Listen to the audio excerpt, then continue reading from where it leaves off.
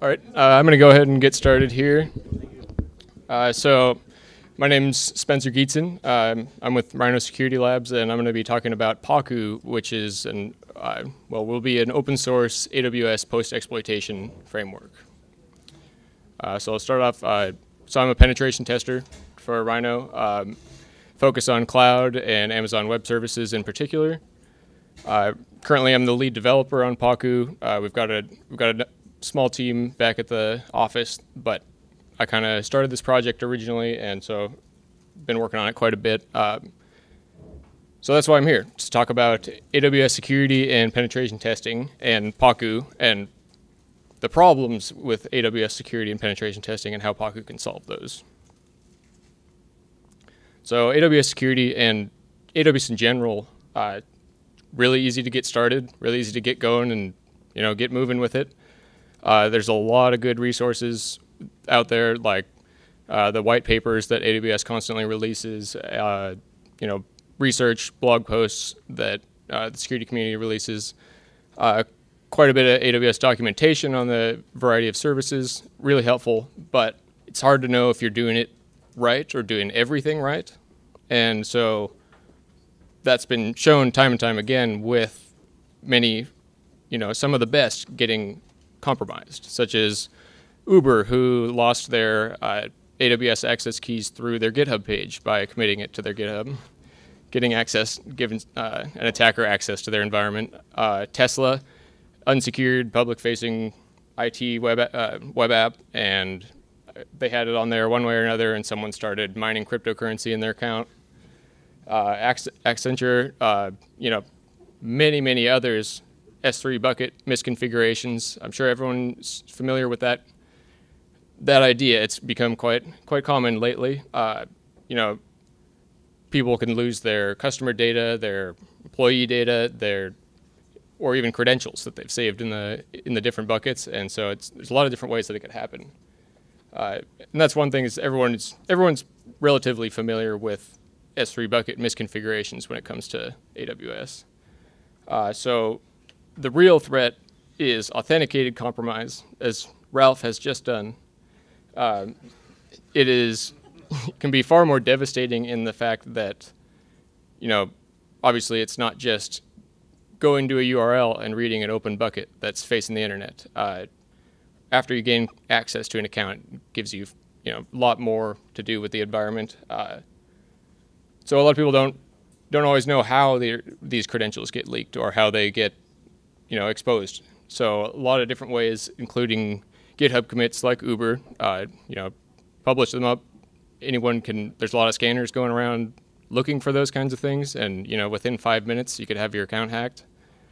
Social engineering or phishing, getting your passwords or keys. Most often it would be passwords in that case, especially with the rise of 2FA phishing. It's definitely a danger to watch out for. Password reuse. As a penetration tester, this is something I've encountered quite a bit. There's a password or a database breach that's posted online, clear text passwords. I can associate that with an email that I know. All right, I just logged into some other account that they had. And then I just logged into another account that they had. Password sharing and not changing their passwords, with hardly any information, you can go into quite a bit of access. As well as web application vulnerabilities. So server-side request forgery is a big one. You can contact an EC2 instance's metadata API and request temporary credentials for an EC2 role that's attached to it or an instance profile, or local file read through any method, whether it's LFI or XXE, anything. You can read, if there's any files with credentials saved in them, you can read those on the operating system. And obviously remote code execution, that gives you both of those, and potentially more if you could expand further throughout their environment. As well as internal threats and rogue employees. This is something you don't even need to worry about the compromise necessarily. They've already got access. Now it's just, have you limited their access enough to where if they decide to go ballistic on you, that the company doesn't go, So penetration testing on AWS. There's quite a lot of scanners, a lot of security misconfiguration scanners, checkers, really great tools. Scout 2, Cloudsploit, Prowler are a couple of those. But as a penetration tester, I'm kind of wondering, what about us? We're the attackers, so we need something to help with that and make it easier rather than manually going through different going through the AWS API and trying to come up with random ideas, misconfigurations yourself. There are some tools out there like AWS Pwn, Nimbostratus, or Weird AWS Attack Library, great tools, but there's kind of a common problem, not necessarily with those in particular, but just all attack tools in terms of AWS, that the development doesn't get continued. A lot of these projects haven't been worked on for years or months, and they're not keeping up with AWS, who's moving at a high speed and releasing new services and updates all the time. So do the attack tools. That's what they need.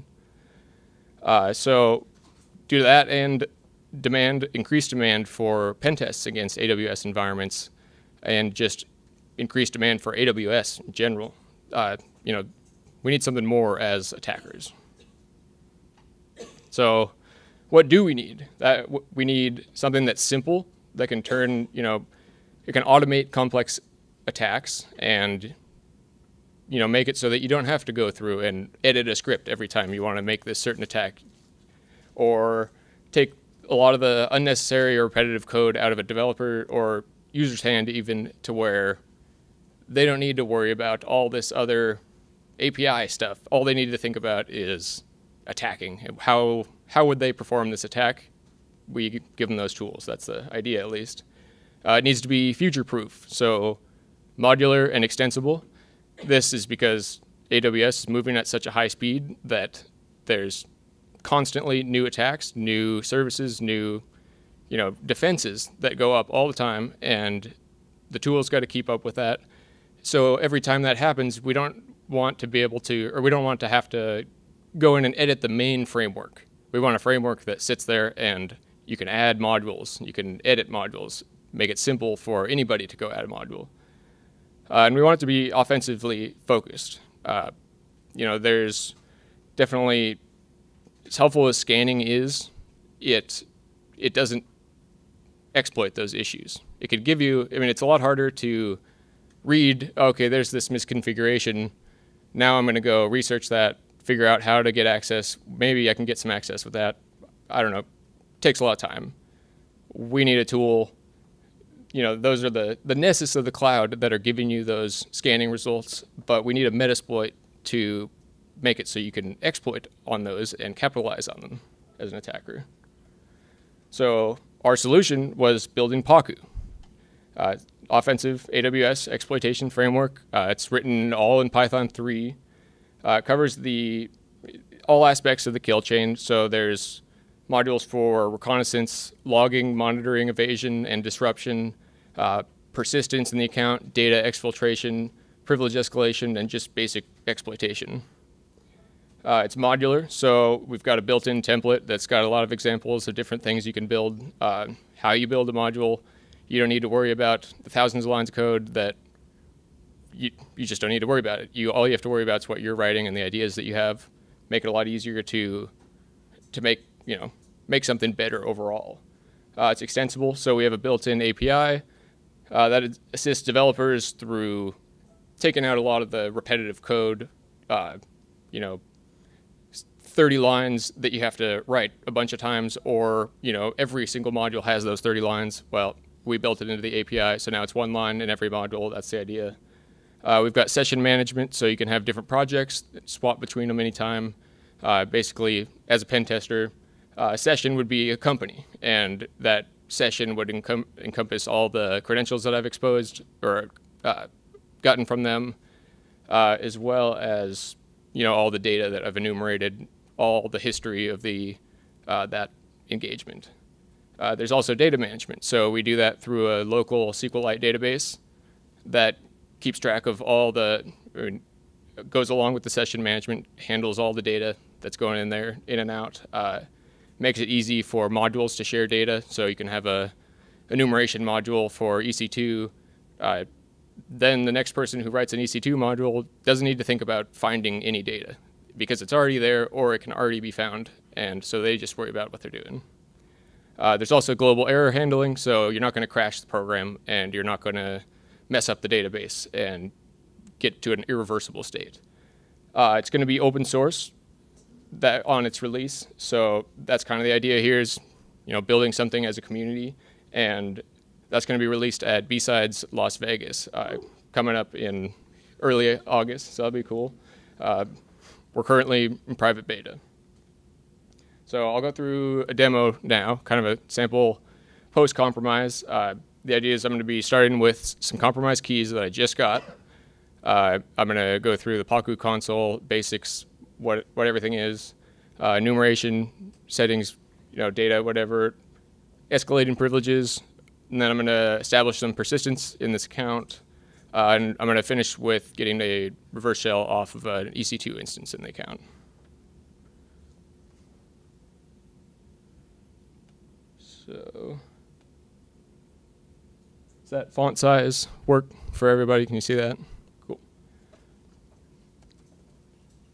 All right, so run Python Pacu. Well, okay, that's a fix that.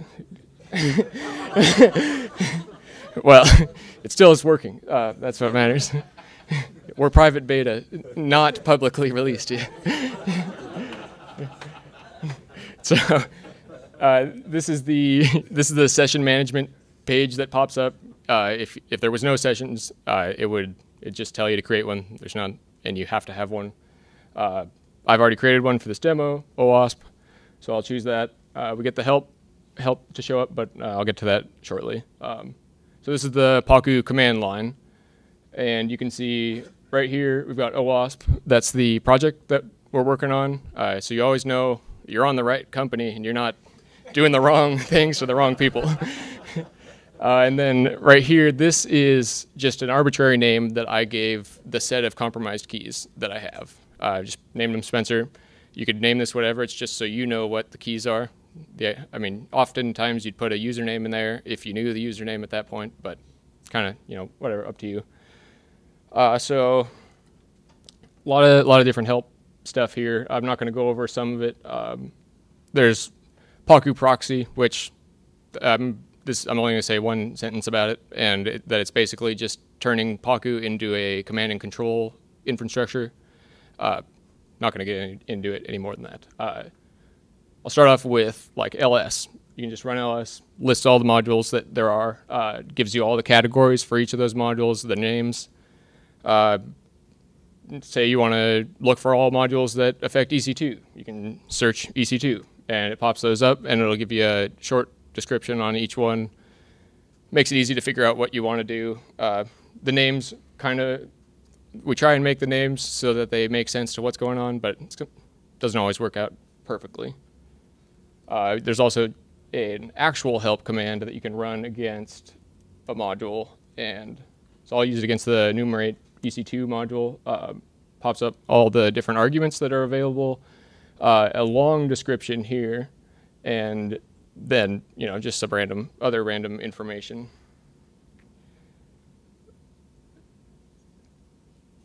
So another command that's pretty important is the set regions command.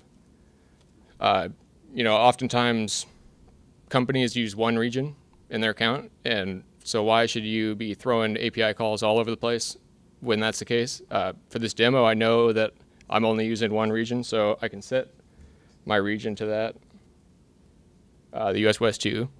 So that sets now any module that accepts regions as an argument will first check what regions that service supports, get a list of those, and then it'll take this list that I've just given it, and it will only run against modules that are in both lists. So what this does is it prevents you from running a module against a region that's not supported for a certain service, and it also prevents you from running a module against services or regions that you don't want to target. Makes it easy. You don't have to worry about it then. You can also use the who am I command. This shows a lot of data. Well, not yet, at least, but this is the data for the current set of active AWS keys. A lot of null values because all I've done is set the keys here. Censored that because I know who's in the audience. And so there, yeah, that gets filled up. I'll get to that a little bit later. We've also got auto-completion on everything. So if I want to use run, do that. I'm going to run the confirm permissions module. So I can do that. There's also argument auto-completion, but in this case, I don't need to do that. So the confirm permissions module will try to figure out an exact list of what permissions the current account has, and it's a good starting point. It's not necessarily stealthy, so there's better ways to go about it in a real red team style engagement, or if you're a real attacker. But by doing it, this is the most simple way, at least right now. So I can run that. What's going to happen here is it prints out its long description, which is that. Then it'll finish and give you a module summary. In this case, confirm permissions for demo. So what that means is it just successfully confirmed all the permissions for the user that I am, which turns out to be named demo. That's the username for this account. So now we can go back to who am I, which gives a lot of different data. So this gives all right here you're seeing all the permissions that were enumerated, what you have access to, the different permissions, and the resources that you can use those permissions on, as well as so username, user ARN, user ID, the policies that are attached to your user. This right here is pretty important. Permissions confirmed. Right now, obviously, confirm permissions is the only module that sets that. But what it means is it was successfully able to gather exactly what the account can do, and you don't have to worry. Like you shouldn't run modules that do use other permissions, because you know that you don't have that permission. So now I can. I'm gonna just show an example. Obviously, there was nothing for the AWS Glue service in that list, but I can run the enumerate glue module, just choosing crawlers for whatever. Run that, and you can see we got an access denied error, like we expected. But in this case, well, now I need to escalate my privileges. So that's what I'm going to do. I can use the privs scan module, which will scan for 21 different privilege escalation methods in the current set of permissions. I released a blog post about this a couple of weeks ago. What it will do, this does different than the scanner that was released with the blog post, is this actually exploits these methods. So it'll scan your permissions, come up with a list of potential and confirmed privilege escalation methods, and then it'll try to exploit the confirmed ones.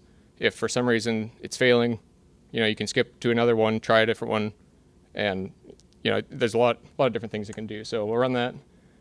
It says it's confirmed that I'm vulnerable to the create new policy version privilege escalation method.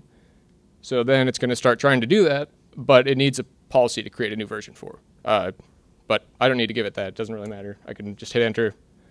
It will find a valid policy that exists and is attached to my user in one way or another. It'll then basically create an administrator policy on it with star permissions on star resources.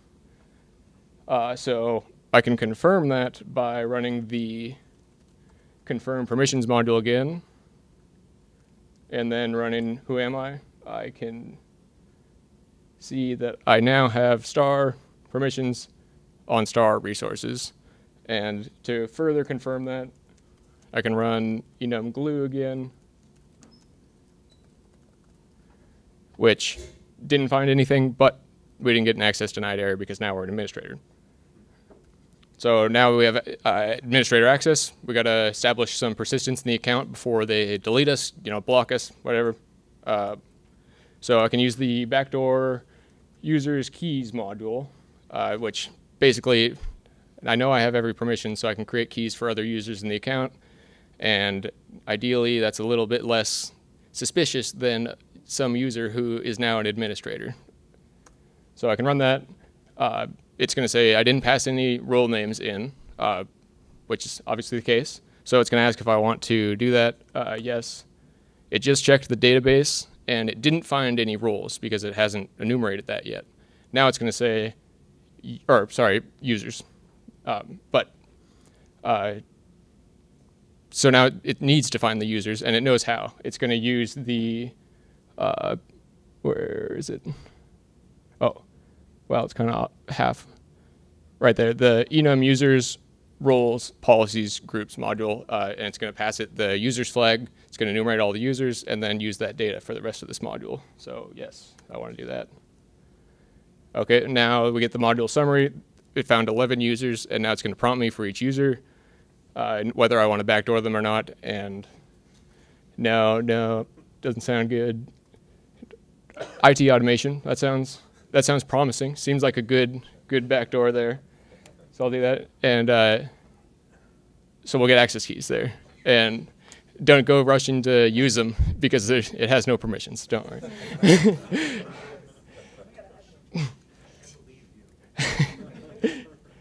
Okay, so I backdoored that user. Now I can use the set keys command. Let's see, yeah.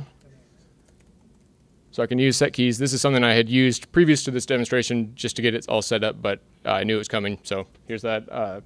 Run that. This is going to add a key to the database for the current session. Now this will just save these. So for the future, if I come back and the administrator is gone, I can try and use this user.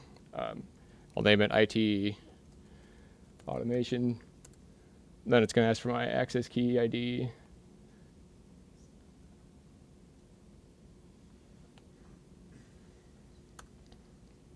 And I know some people are waiting for that.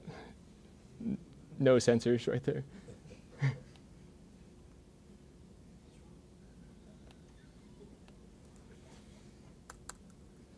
Okay, so those keys are set. Now I can use run who am I. Data is separate than the other user. This who am I command gives you all of the current access. But I've already got an administrator, so I'm going to swap back. I can use swap keys, go back to Spencer, who is the administrator. At this point, we've escalated our privileges and we've established a backdoor in the account. So I'm going to hopefully get some remote code execution on an EC2 instance.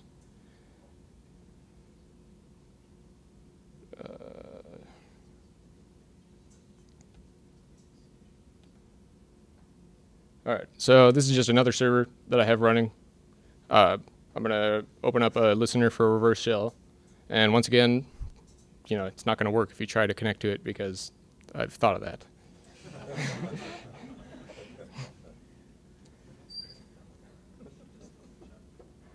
Okay, so I'm going to set up a netcat listener on port 5050, and I'm going to throw that away for now. And so the module that we'll use for this, we call it sysman EC2 RCE. What it does is uses a large variety of permissions, so it's something that maybe you wouldn't be able to run unless you're close to administrator privileges or you have too many privileges, but kind of depends on the situation.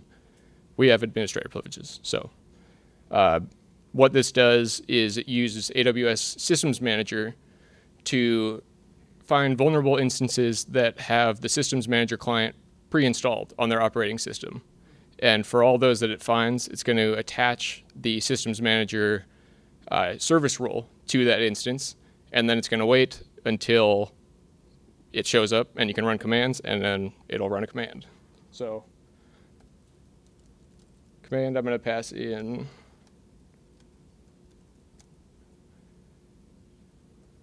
is a reverse shell that will contact that server.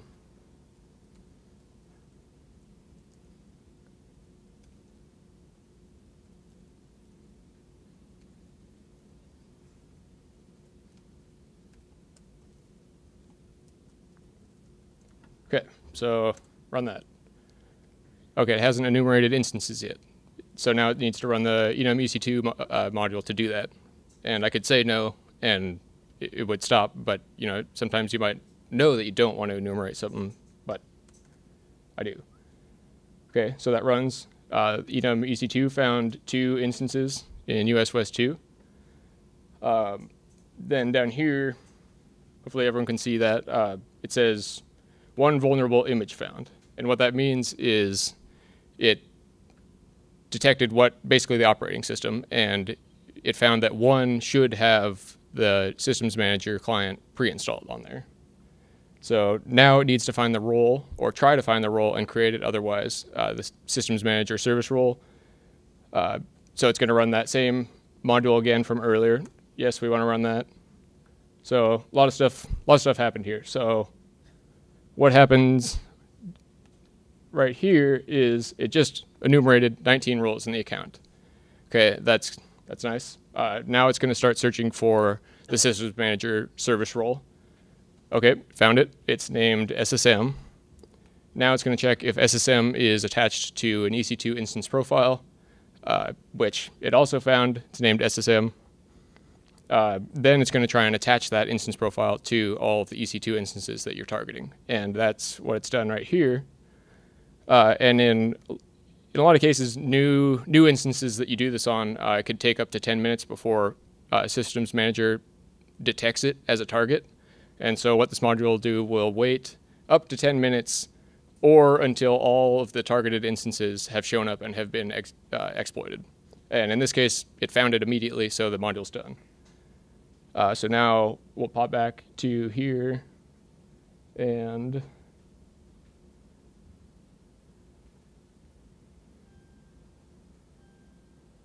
something went wrong.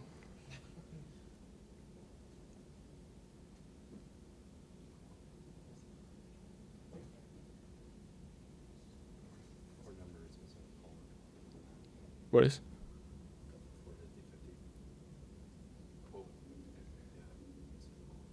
Oh, not when I previously tested it. I'll try it.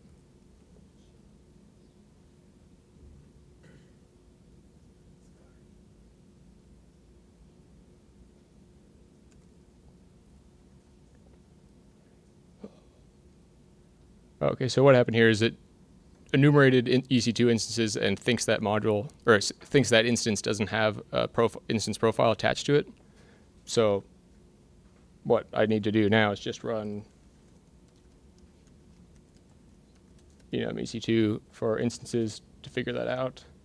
I can rerun the systems manager EC2 RCE with a replace command so that by default it won't replace already attached EC2 instance profiles, because you could cause a denial of service or cause some real issues in the environment, and that's not the goal here. Okay, so maybe this time.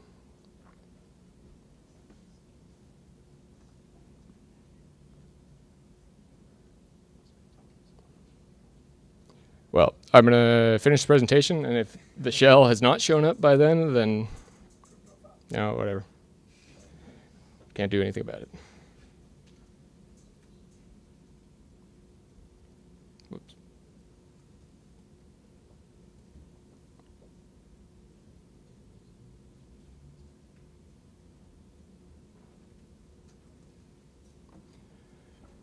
Okay, so basically, in conclusion, the problem here is that there's a lack of AWS attack tools, and that's what we need. There's quite a bit of demand for AWS pen testing, and so using something like that, it's definitely something that's needed. And we decided to fix that with Pacu and creating the open source and easy to contribute to attack framework that everybody could use. So the open source release be at B-Sides Las Vegas. My talk down there is at Wednesday, August 8th at 3 p.m. And then I put some resources up here just for anyone who's wondering about privilege escalation. That's the blog post there. And then there's also the private beta application if anyone's interested in joining and getting access prior to the B-Sides talk. And then a couple of ways to contact me. I'm going to leave that up in hopes. But I'll kind of open the floor for any questions that anyone might have. Yeah. You were using SSM, were you just trying to get that role on there to use the run command, or what were you trying to do with that exactly? Yeah, it uses run command, yeah, to run a PowerShell script on, or yeah, shell script. Yeah. What kind of open source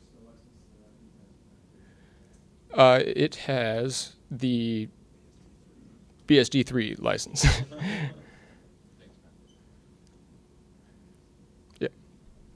What amount of support do you have for like replayability? Like for when you have this, could you script it out? It looked like there was some interrupts that you had to do, saying yes and no.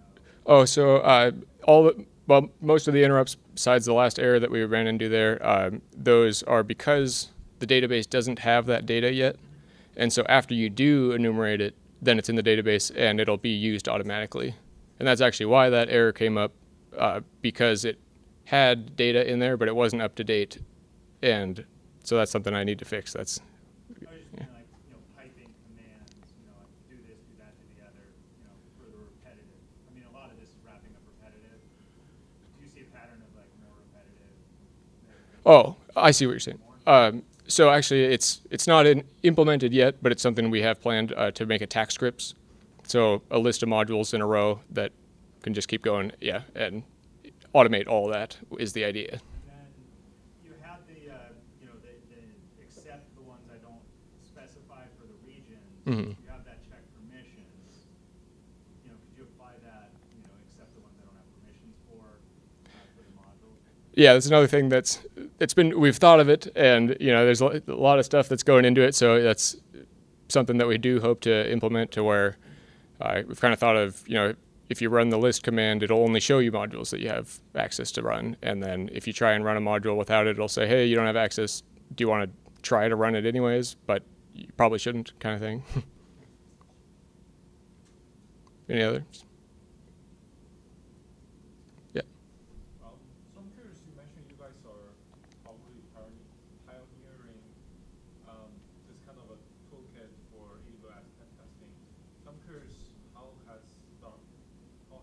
GuardDuty responded, and how many of your approach or techniques will be blocked by them before, or maybe at the time of your release? Yeah, there's definitely a lot of GuardDuty alerts that will alert on certain things like enumeration or key exfiltration from EC2 instances and a lot of things like that. We've tried to keep that in mind as much as possible to evade those kind of things. It's not possible in every situation, and so it's kind of just something we keep in mind to try and do, but we don't not build a module because GuardDuty would pick up on it. I see. So do you guys, being both in Seattle, I guess, do you guys have a relationship with GuardDuty? Do you guys talk with them, or it's kind of a cat and mouse game right now? I'm not sure that I can really answer that. I'm sorry. All right. Yeah. Do any unauthenticated testing? There's currently one module for that. It's less of a focus, but it's pretty much just an S3 bucket brute forcer and settings checker, permissions checker. But yeah, besides that, there's nothing that we're working on ourselves, but hopefully that's something that the community will contribute to as well. Is there any GuardDuty bypass modules? Well, so we have some monitoring and logging enumeration modules, as well as a disruption module, which, a lot of things get caught by GuardDuty in that sense, but you can dodge GuardDuty in a couple of different ways, lower the amount of alerts that come up, or plan for the future, basically, and saying, I'm going to take this one alert in knowing the fact that I will hit some sort of alert. It makes it a little bit easier.